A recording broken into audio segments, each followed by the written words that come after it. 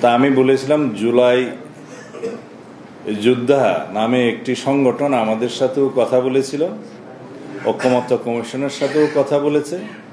তাদের একটা যৌক্তিক দাবি ছিল, সেই যৌক্তিক দাবি পূরণের জন্য আমি নিজেও স্ট্যাটাস দিয়েছিলাম, কথা বলেছিলাম, এবং সেটা ঐকমত্য কমিশনের সহসভাপতি প্রফেসর আলী রিয়াজ সঠিকভাবে অ্যাড্রেস করেছেন, সেটা প্রেসে বলেছেন এবং সংশোধন করেছেন।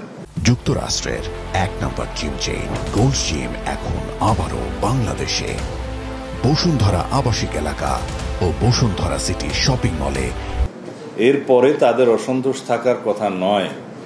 যে সমস্ত বিশৃঙ্খলা হয়েছে আমরা খোঁজ নিয়েছি, এটা তদন্তাধীন আছে। দেখা গেছে এখানে জুলাই যোদ্ধাদের নামে কিছু সংখ্যক ছাত্র নামধারী, সেটা ইন্টারভিউতে আমি দেখেছি, কিছু উচ্ছৃঙ্খল লোক ঢুকেছে।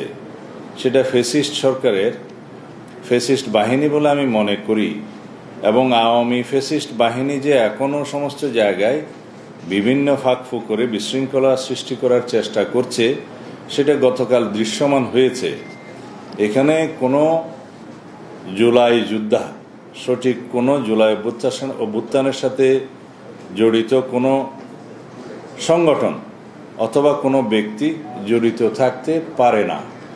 এটা ছিল আমার সুস্পষ্ট বক্তব্য। এই কথার মধ্য দিয়ে প্রকৃতপক্ষে আমি জুলাই অভ্যুত্থানের সাথে জড়িত ব্যক্তি, সংগঠন এবং শক্তিদের সম্মানিত করার চেষ্টা করেছি।